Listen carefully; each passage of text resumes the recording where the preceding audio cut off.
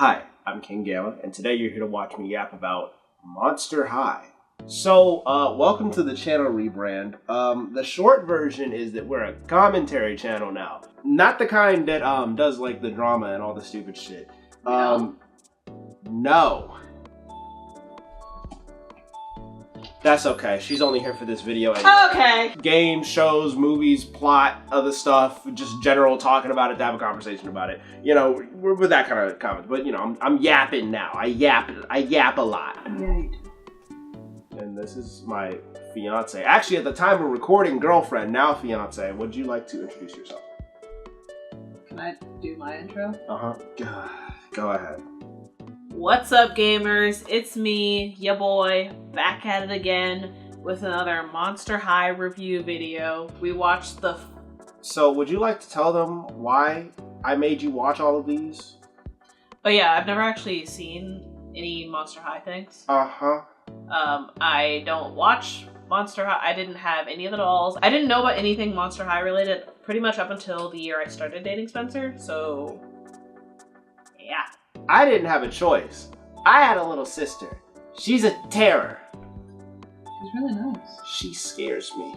So I thought I was already gonna make a video watching all the G1 Monster High movies. I might as well also make her watch all the G1 Monster High movies. Let's start the first one. Now, guys and ghouls, let's get ready to scare to hold on. I need a pun for the word movie. Oh my god. Hey! Unironically, I actually kind of do want to see Great Scarier Reef. Maybe. Excuse me? Yeah? Excuse me? Where are you going? Where are you going? Oh my... Spencer! So this is the first movie, I'm pretty sure like chronologically in the timeline, like even before the webisodes, because it's literally Frankie's like, I think first week at Monster High, which for every gullible and neurotic ninth grader is like worse than the Black Plague, but like slightly better than not living out the Wattpad fantasy of having a senior ask you to prom. So, yeah. I know about that. I know the ancient magics and the ancient texts. Why were y'all wishing for that? Let's talk about it. Since Liz has never actually seen these movies before, she's also meeting these characters for the first time with Frankie. And so far... Oh, what the look at yo, lesbian alert, what was that? He looks like an asshole. She won't stop trying to do Laguna's accent, which she couldn't even tell what accent it was, and she won't stop doing it. Clear, let's go shopping. Clear. But she didn't really have anything to say for like Draculaura and Claudine, so I guess they're cool in her book, which is better than the alternative, apparently.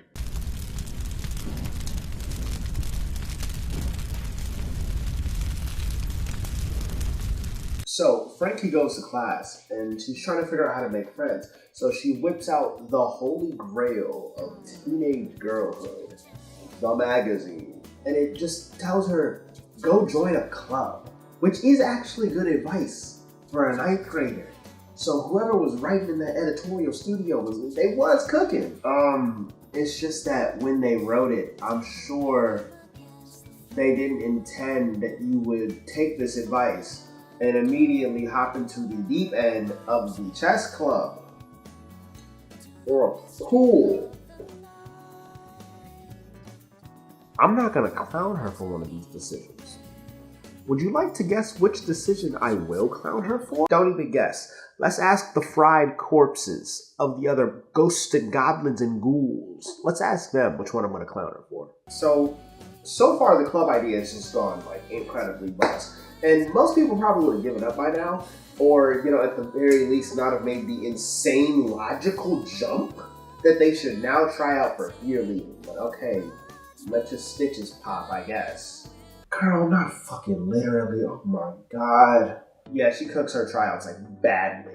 And I guess she decided to run back to the scene of her crimes. I guess the screams weren't loud enough the first time. She wanted a reminder. But it's there that she meets Laguna, who tells her that, maybe you're just trying too hard and you should chill out and maybe be on at least one anxiety medication. But instead of listening to that sound advice, it's like she could hear the also enchanting Green Goblin-esque whispers coming from her locker, telling her to go to it, read a few pages, and proceed to act a goddamn fool. She then sees Deuce again and meets Heath, who understandably gives everybody the skeevies. And Deuce sticks up for her because he's being Heath.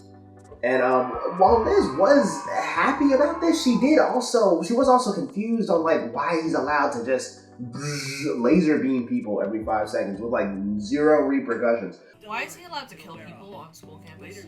No, they thaw out. Sometimes in a few hours, sometimes in a few years, weeks, months. It varies. So he's just allowed to do that whenever he wants. Which honestly is a fair question. I've never bothered asking that before. I just accepted that he just does that. I mean, they thaw out eventually. And then the baddest to ever do it, and her vampiric second in command, they find Frankie and they tell her that she's being given a second chance because despite literally putting her foot in it, she was the best one at tryouts. So she pulls up to the lunch table. Cleo asks her some questions. She's literally acing it with flying colors. And then she gets asked, do you have a man? Does the 2-week-old monster have a man? And of all the things she could have said, she said, yeah, I'm dating that Gorgon guy. The dude that everyone who goes here knows is Cleo's man. And obviously that was the wrong thing to say. The man who became a pathetic puddle when his woman wasn't there to boss him around. And honestly, that's why I fuck with him. He just, hey, tell him he can't call me twin. Tell him call me clone. And blah, blah, blah, blah. Obviously that was a terrible move. But she learns her lesson, and to make it up to her, she actually gets their equivalent of Justin Bieber down to the school to sing for her, because that's Cleo's favorite singer, and blah, blah, blah. And everything's cool. She gets on the cheerleading team. This is a constant. She is a cheerleader, whatever, all the time. That is a constant. This is a very important moment. But that's the movie. Except it really isn't a movie. It's like a 22-minute special that aired on TV, and it's really just an intro to everything we'll be getting into, which is great and cool. Except I let Liz pick these movies in whatever order she wanted to watch them. So there is no chronological order here for us past this point. Because guess what the second movie is? You want to guess what the second movie is? Okay, movie 2. So pick me a second movie. Great Scary Reef. Stop. Yo, man, ugly. He is. I'm not gonna sit here and say you wrong, but goddamn, the nigga just came on screen. Jesus. I don't like any of the guys in this movie. I don't know why. Why Do Ghouls Fall in Love is actually the first 3D animated movie. And you could tell by the intro that those animators had bills to pay. The movie starts with this dream sequence of Draculaura explaining to Claudine and Cleo what her ideal 1600th birthday would look like. And, after showing us crazy shit like the literal Batmobile, she looks at them dead in the eyes and says, I know I'm tweaking out. Yeah. And they have the audacity to look at her and be like, no, girl, you're not tweaking. Why do y'all do that to each other? If she's tweaking, let her know that she's tweaking. Girl, that was the Batmobile. You're not going to outprice Bruce Wayne at the auction. Let her know that she's crazy. But they tell her, no, girl, you're not tweaking at all. And they vow to do everything they can to make it as close to that as possible. Actually, no, I think they said exactly that. Really, they're going to do exactly that. And I got to give it to them. They real as fuck for that. They some real homegirls for that. It's okay to tell your homegirl when she tweaking out, though. It's necessary for growth, actually. And then Torlai and her goon squad roll up, and they're like, so, where are them invitations at? And Claudine proceeds to whip out her phone, and she opens this so fast. I know she went on her phone, and it's like, oh yeah, where's my folder called Those Damn Werecat Tiggers? Because she whipped out the receipts so fast on why they would not be getting a single invite. Maybe wear cat tickers was crazy to say. Maybe that was a little... In hindsight, maybe that was a little much.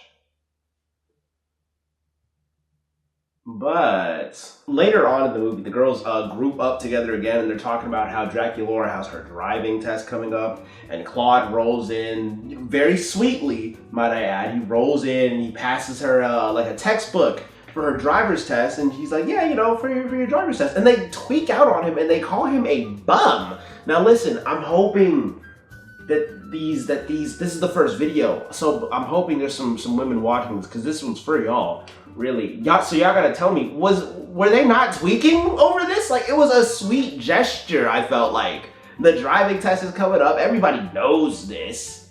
Her birthday's not even for like a few days. Obviously, this isn't like the main present. You know what I mean? Like, okay, the necklace was ugly, but like that's not the point. The book was not the main present.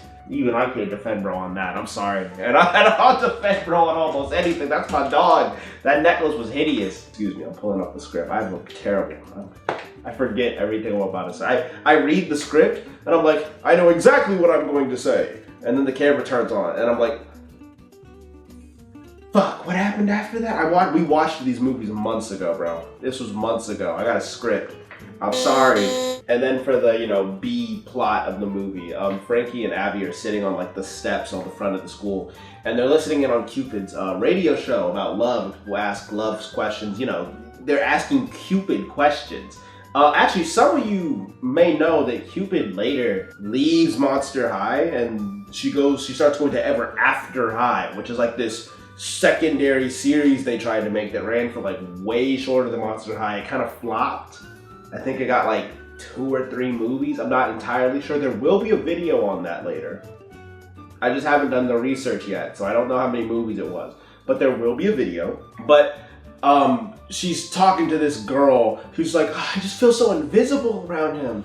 And Cupid, I'm just gonna paraphrase, says, have you tried turning off your invisibility capabilities? And she's like, oh my God, you're right. Oh, Pete. This is the best advice that I've ever been given in my entire life. This is absolute cinema. Bitch, get off my fucking radio station and let a real caller pass through. Now she didn't say that to her. I just feel like I just feel like it was more. If she had said it, I wouldn't have been mad at her for saying it. As a short aside, I just need you to see this clip. Cause I just feel like maybe making that sound next to your girl was kind of gooned out. It was a little gooned out. It was a little crazy. It was a little off the wall. This is the C plot of the movie. In short, Ghoulie is trying to pick between these 2 zombie boys. And Gil suggests, well, why not just make a program to figure it out for you? And, you know, Ghoulie is like, oh my God, this nigga might be a genius. She wouldn't have said that. Oh my God, this nigga might have a brain in there somewhere. And on the contrary, Laguna's like, why don't you listen to your non-beating heart and figure it out that way? You know, good advice. But she makes the program, and it turns out that her laptop has like a literal bug in it. So the program bugs out and says, actually, Heath is your perfect match, which is gross for multiple reasons. Zombies don't even like fire. They find the bug later, and it doesn't really amount to anything. So like, I'm not gonna mention this ever again. So Claude actually calls Cupid on the hotline, and he says, you know, what do you get a monster who's 1600 and should definitely be rich by now? Because if I gave you a millennia to stack paper, are you gonna come to me and say, yeah, I'm still poor and broke? I gave you 1,000 years, and you're still broke? Oh, why do vampires always live in such fancy castles? Nigga, would you still have no money? Oh my God, you're sorry. You're a sorry vampire if you're still broke after that long. I got off track. That's not important. Cupid suggests to him that instead of buying her something, that he should do something that shows that he listens, which is genuinely phenomenal advice. No wonder she's Cupid, bro. So he remembers how she's always having trouble reaching things in her locker. So he went and he made her a step ladder that she could use at her locker.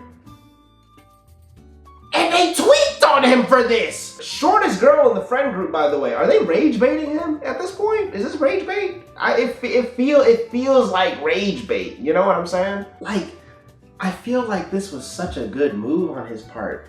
And it's like, she must have heard these words on the wind enter her ears. Like, he called you short. He said your breath stink and you ugly. Tweak on him. Am I missing something? After this, the girls go to the bathroom and Frankie gets Draculaura to tell her the Valentine story that everybody is sick of hearing.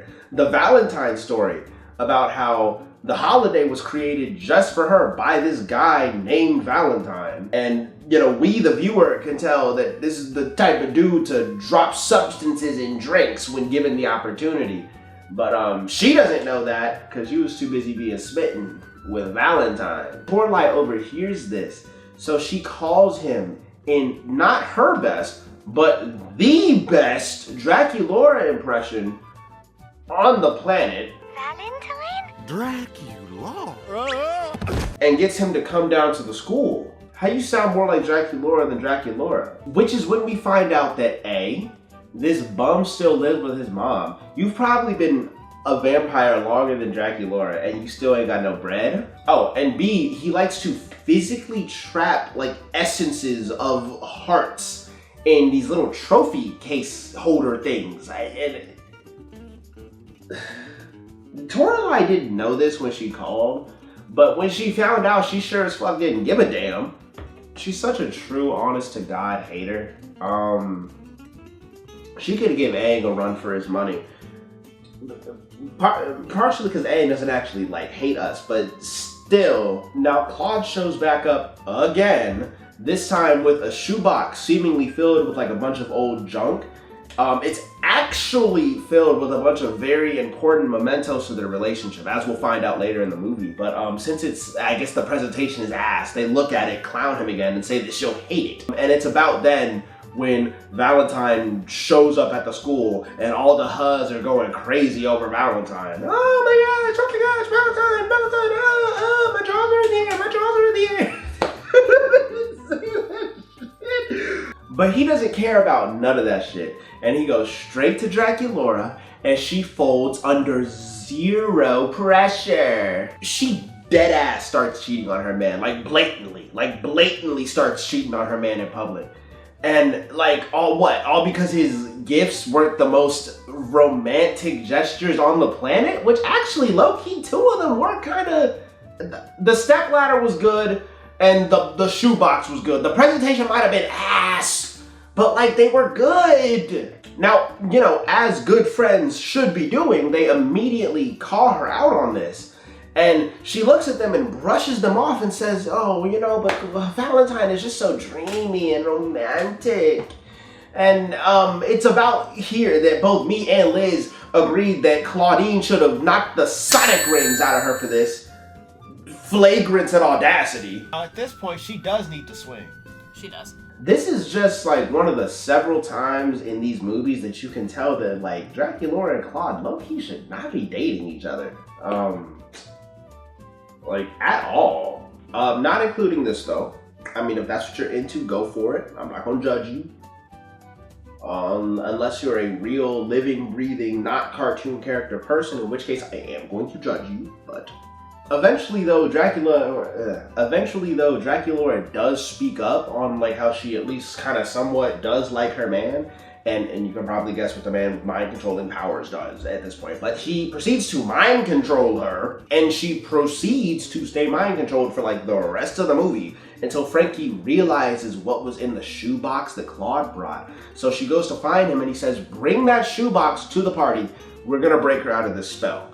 And, you know, it works. She sees, oh, these are mementos from all of our dates that we've been on. This is actually so sweet. And it breaks her out of the mind control, and Valentine tweaks out, and him and Toralei end up in this pit of stank that I think it was like BO juice or something. I don't know. They stunk, bro. Tomato juice is not getting that shit out.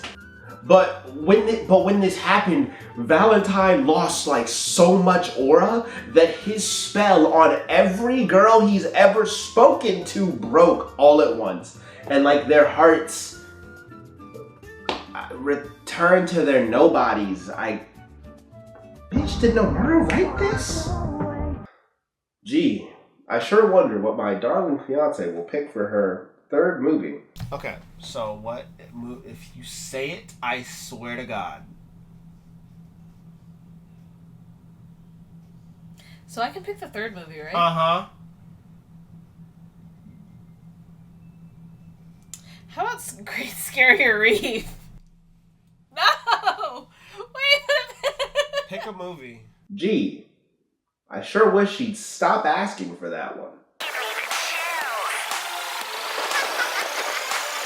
13 Wishes starts with Shimmer and Shine having a dispute over a deer girl. Or, you know, if you've played Kingdom Hearts, you can see this for what it really is, which is just a heartless chasing her nobody. Shadow Gigi, I'm calling her Shadow Gigi. I honestly don't even remember her real name. Shadow Gigi basically like corrupts holders of the lamp so that she can eventually convince them to wish her all the power during an eclipse. But the goddamn Brothers Grimm from Ever After High, crazy crossover, I did not remember this being a thing. They made a mirror to snap people out of that. So when the deer girl saw her genuinely lethal face card, she snaps out of it, she wastes her last wish, and Gigi and Shadow Gigi get sucked back into the lamp, where they will eventually end up in Monster High's attic, where Howleen is going to get her and the main girl sent with her funk-busted, nasty, doo-doo funk-ass redesign after making a genuine fire hazard and getting them all put in detention by association.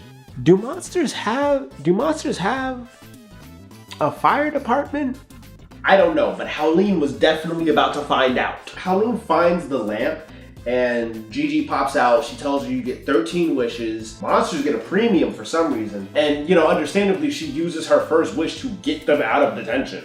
So Gigi teleports them all to the mall, and she warns Howleen not to use these wishes for selfish reasons, which is basically her way of trying to warn her against Shadow Gigi, since for some reason the rules of the lamp forbid her from just telling the holder about Shadow Gigi. Now, I thought she was gonna just like ignore this rule, but she does actually make wishes for other people. You know, Abby's running for school president, boom, you're president. Gil's parents are racist, and Laguna's like, damn, I wish his parents would like me, boom, you're white now. Oh, what's this? My brother and his friends wanna go on the Genuine to the Death game show? Boom! This will have consequences. So, you know, feeling pretty good about herself, she goes to take a victory piss, and she gets jumped by the Toilet Brigade. I don't know why they were waiting in there to ambush the first werewolf girl who entered, but here they are. And this leads Shadow Gigi to finally earworming her way in to get Howleen to make her first selfish wish. It's your wish. It's my wish. Don't you want to be popular? My wish is to be popular.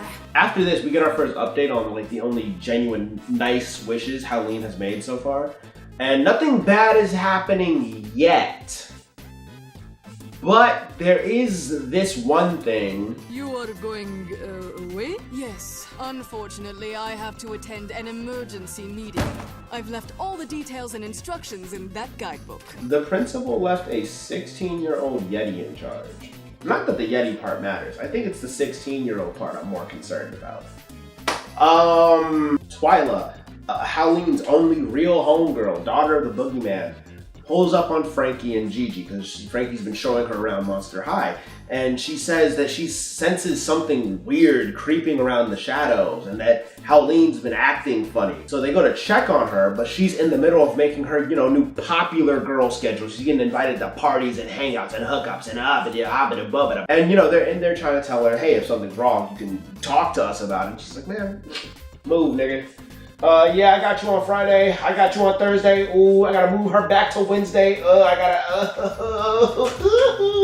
She's geeked. But then almost as soon as they leave the room, she also rushes out the room because she's like, oh my God, I am not built for this popular lifestyle shit, bro. She's overwhelmed because no, bitch, you're not built for this. And here comes Cleo walking around the corner, here to tell her, oh, you're not built for this. And then she tweaks out on her and wishes insanely, by the way. The popular wish was one thing.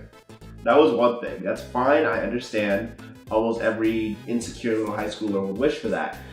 But to sit there and wish, I wish nobody remembered you. Bitch, nobody? I wish Cleo knew what it was like to be nobody. And the crazy thing is, Shadow Gigi like didn't even have to really convince her to do that shit. She basically just said, you should wish you was a nobody. I should wish you was a nobody. Girl, where's your moral compass? I forgot, she's being corrupted. But still though! And like nothing really comes of it. It's just some funny moments of her friends and the people important to her and like not remembering her and her tweaking out over it. It's like, it's not really that consequential. She's still in the movie. Now she did walk up on Deuce and even Deuce didn't remember her and she did scream and run off. And like I did feel bad for her, but it was kind of cute that he was like, damn, shawty is B-A-D bad. Who is she? He's such a real ass nigga, bro. Anyway, he just like me. Tell him call me quit.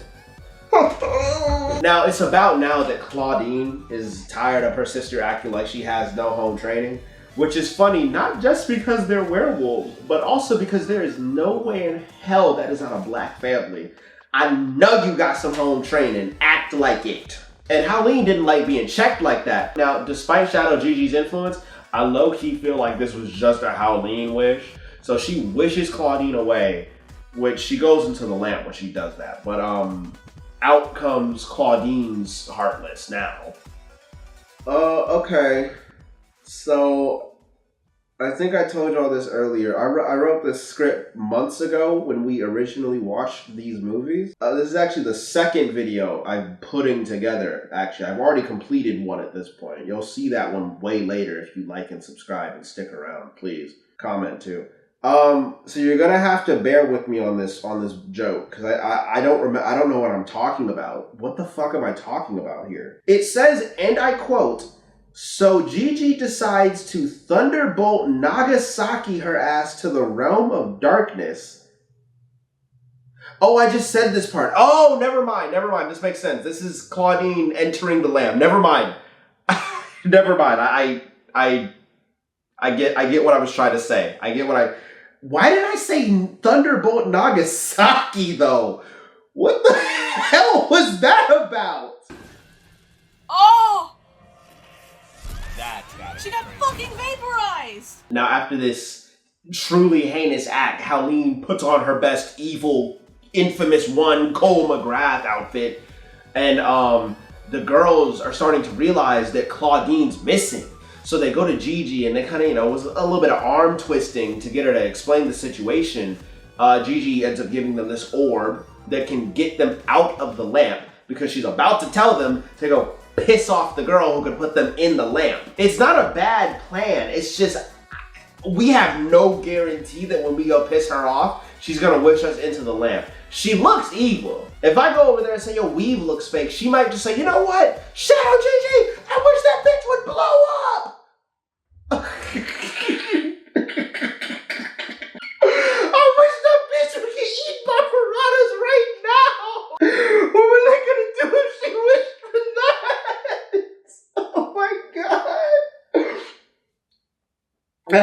That's not even in the script. I just thought about that shit.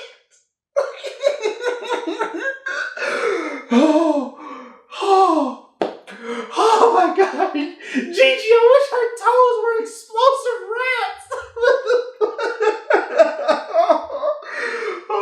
Oh my god.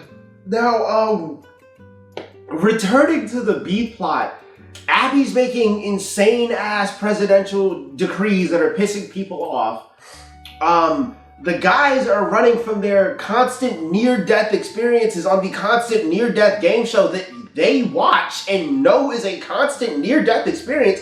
What did y'all expect to happen? Laguna's slowly becoming more and more racist. Like, she's actually becoming racist. Count me out. I'm Oh, staying God. with you, Gil. Every day, all day. I mean, who cares about a bunch of polluted seawater? Oh wow. Jump scare. Like she's not just freshwater now. Like she is actually becoming racist. Bad things are happening. After being sent in, the girls find Claudine. They find like the story of the mirror. They find the origin of Shadow Gigi and all that. And they're like, okay, so if we find the 13 shards to the mirror, we can fix this. So they go around through the dangerous ass lamp and they get like 12 shards. And then Shadow Gigi calls in. She's like, you'll never find the 13th one, foolish ass ghouls. And Frankie has an Omega Brain moment. And she's like, oh, she has it on her. So they use the orb. They get out. They get the 13th shard off of her. They show Howleen her true self in the mirror, and they get her to undo all the wishes. Since I'm assuming mostly women are watching this, you probably know this. Hell, you probably owned it. But this actually has like a game. There's a game for 13 wishes. I don't know if it was good. I didn't play it, but I know my sister had it. The resident Monster High expert. Let me ask. I'll be right back, y'all.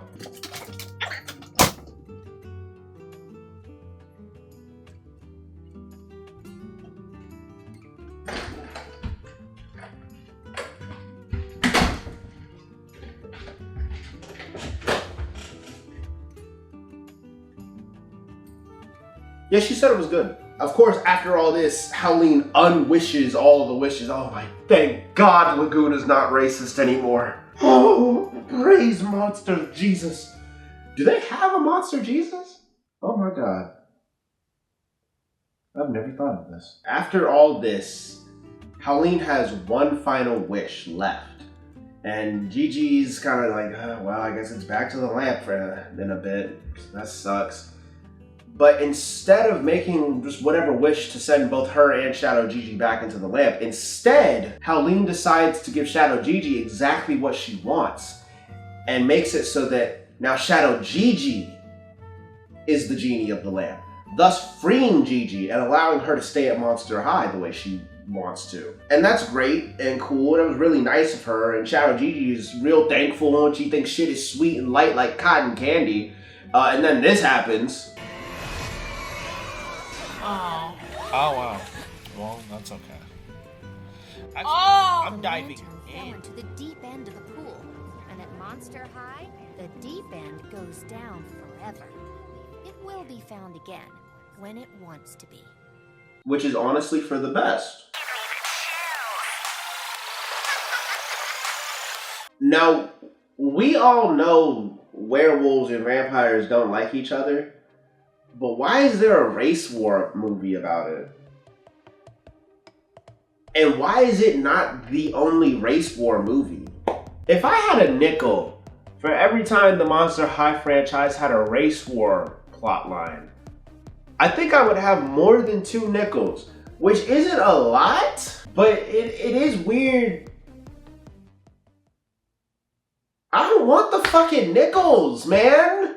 Fright On is a pretty standard werewolf versus vampires kind of movie, except this one has the CIA instilling seeds of chaos and destruction into the monster communities. Headmistress Bloodgood makes an announcement that Monster High is going to be the first school to try to merge werewolves and vampires in one area and get them to not kill each other, with the hope that maybe after this they can move on to normie schools, that's what they call humans, to normie schools, and eventually merge monsters into normie schools. I don't know who's the dumbass who thinks that's about to happen, but let's let them dream a little. You gotta have dreams, I guess. Yay! That was Jackson Hole. He looks normal because he kind of almost is normal. He's like the Dr. Jekyll, Mr. Hyde character. As long as he doesn't hear music, he's fine. But the second he hears music, he transforms into like the best DJ on the planet. And that's the only reason they invite Jackson anywhere. I don't know why he keeps coming out. Because even when he's just chilling with his little noise canceling headphones on, like, oh man, you know, this isn't half bad. I'm enjoying my time here. They always run up on him and rip him off so we can get the party jumping. And that's fucked up. But not as fucked up as there being a secondary race war movie. Okay, so we've updated our race war from monster infighting to monsters versus humans. So like at least we're not at each other's throats anymore. But Halloween's coming up. and this is going to be Frankie's first ever Halloween. Everyone around her is trying to explain to her, no, normies are evil. Normies are evil as fuck. Stay away from them. And she's like, but this magazine said they're cool. And this is when I'm starting to realize this isn't a monster magazine she's reading. She's reading a normal human magazine for normal human teenage girls. Pick up a monster magazine and soak up the propaganda, girl. What are you doing? But she's not trying to hear any of it. And while she's still in disbelief over this whole thing, that would be my cat. Come here. Oh, come here. Oh. How you gonna come scratch at the door but then run from me when I try to pick you up? She act like she hate me for some reason. I don't know why. And while Frankie's still in disbelief over this, I'm not calling them normies anymore. Some humans come and they egg up Monster High and all the monsters are outraged. And Frankie's like, oh my god, I can't believe they might actually be racist. They might not be lying to me. And she ends up in the catacombs with Operetta and Abby because Spectra flies over trying to write an article on, I think, Halloween or whatever. And she's like, yeah, I came across this old information in this old room in the catacombs with like all this history. So they go down there and they actually find out that Halloween used to be about celebrating monsters. Humans and monsters used to be cool. And obviously Frankie finds this out and she gets like super hyped up to go tell everybody. So she runs back up to go tell people and everyone's in the courtyard. And then he sets off like the pumpkin barrage of the millennia. And frankly, I think that's low-key just attempted murder. Pumpkins are hard. One of the pumpkins flies like straight towards Heath, and Abby goes over there and saves him from it. And then everybody starts laughing at him because he got saved by a girl, and he gets all butthurt about it. And this is why I don't fuck with Heath. If a girl twice my size and 4 times as strong saved me from an orange pumpkin death, I'm drooling. But that's me though. After the whole pumpkin incident, Headmistress Bloodgood calls the students to the auditorium for school meeting. I forgot what they're called.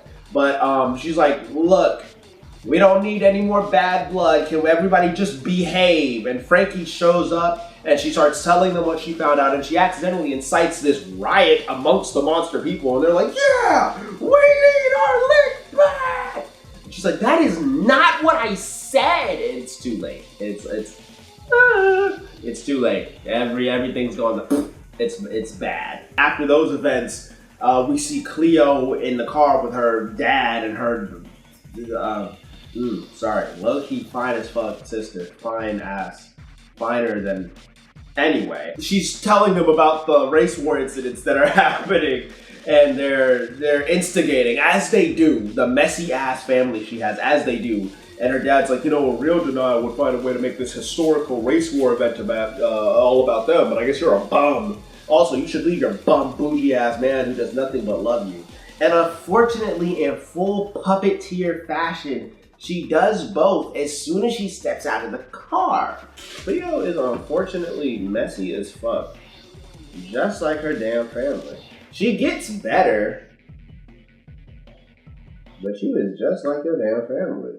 So soon after that, there's a secret meeting held by Cleo for some of the more radical students about how and what they're going to do to get back at the human students.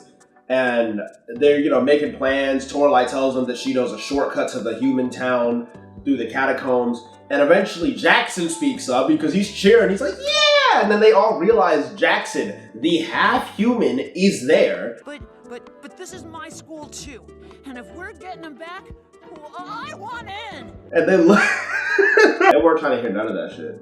So they demanded, despite him telling them that this was a bad idea, demands that he turns into Holt, not Hyde, his name's Holt, my bad, if he wants to come. And he does give in, and he transforms and they head out. And Frankie and her group also overhear this whole conversation. They're like, we've got to go stop them before they do something genuinely stupid. On the way there, Holt decides that everybody's moving too slow, so he runs on ahead. So obviously, when they finally catch up and see the Monster High School logo painted over the human school, everybody assumes that Holt must have done it. And the town cops must have immediately smelt minority in the air, because they immediately pull up, causing everyone from the first group to scatter throughout the neighborhood. And Frankie's group sees this, and they're over there trying to catch up, and it's a whole thing. Anyway, the groups kind of convene in front of this house having a Halloween party.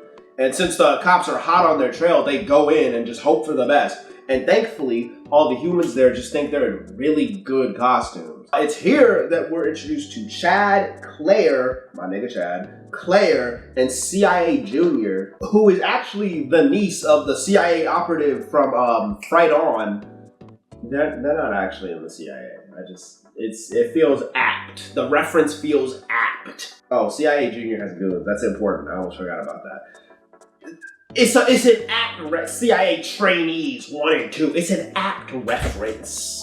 Anyway, they're actually kind of enjoying the party and chilling for the most part until Heath, it's always Heath who gotta fuck it up for the squad, eats a hot chip and blows their cover, and the cops show up and they arrest Holt, and he's trying to tell them, look, I didn't even do it, and they're just not trying to hear none of that shit.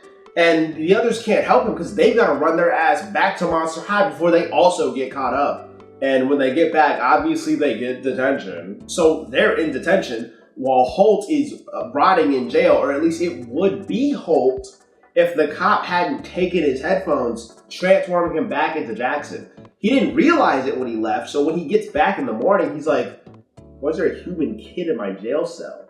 And, Jackson gives him a story like, oh, he just popped up and put me in here. I don't know where he went. So he says, oh, damn, that sucks, kid. So he takes him to the human school. And Jackson gets a taste of human school. And he's geeked. He's like, oh, my God. He doesn't even mind the getting bullied part. He's like, I'm getting bullied, but by humans. Oh, my God. He's living the good life. Until the PA system turns on and they play I think the school's anthem or something. And he's tweaking out. He's like, I gotta fucking get out of here, man. And he locks himself in the janitor's closet until Frankie and the others eventually come back. They escape detention. They come back to get Jackson. And they find him in the janitor's closet and they're like, what have you been doing? Because it turns out while he's been passed out in that janitor's closet, more pranks have been getting pulled. Jackson claims that there's no way Holt could have done all those extra pranks because they've been in the janitor's closet all day, basically kind of passed out, I guess. That's because it's not Holt. It's CIA Junior and her goons doing it to frame the monsters. She's just in training. I did call her.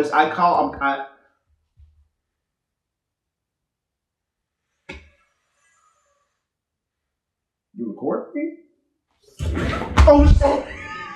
I call her CIA Junior, but really she's in training too, Loki. But you get the joke. You get the joke. Anyway, the framing them is working way too well because the humans are pissed the fuck off and are now broadcasting an announcement that the perpetrator, Holt, they think it's Holt, will be getting the trick or treatment, which is just straight up an execution machine. I'm so dead ass serious. This is just, they were gonna hang him. If y'all don't go down there and eat everyone in that town. Even when CIA Junior and the others run up on the cop, I'm guessing he's the sheriff. I don't know. He's the only cop they modeled and made important. But even when they run up and she's like, look, it was never the monsters. I've been doing it. Oh, I was so mistaken. I shouldn't have did that shit. He's like, I don't really give a fuck. Look, we done busted out the trick or treatment. I'm hanging a monster minor.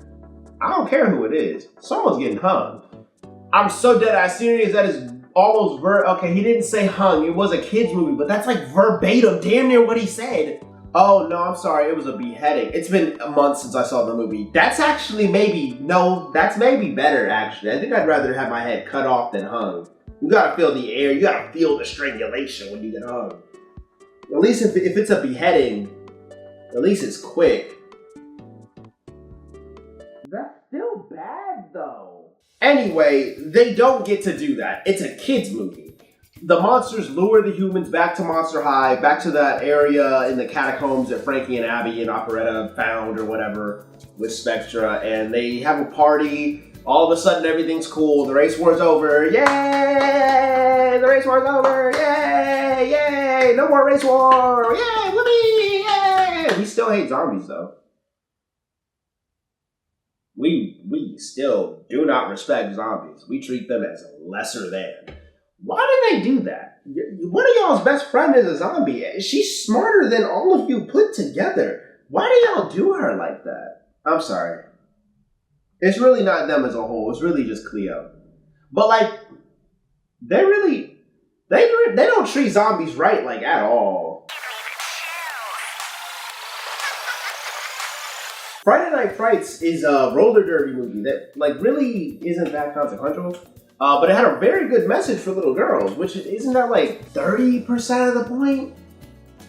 The other 70 is selling toys, but like, is it like 30% of the point good messages for little girls, you know? But I mean, it's a decent little sports movie. This is actually the movie where they introduce Rebecca Steen, and she doesn't race. She doesn't race? She doesn't. Oh, fuck that. I thought she raced in this movie. I swear I remember her racing in the. Fuck this, bro. I'm not doing this one, bro.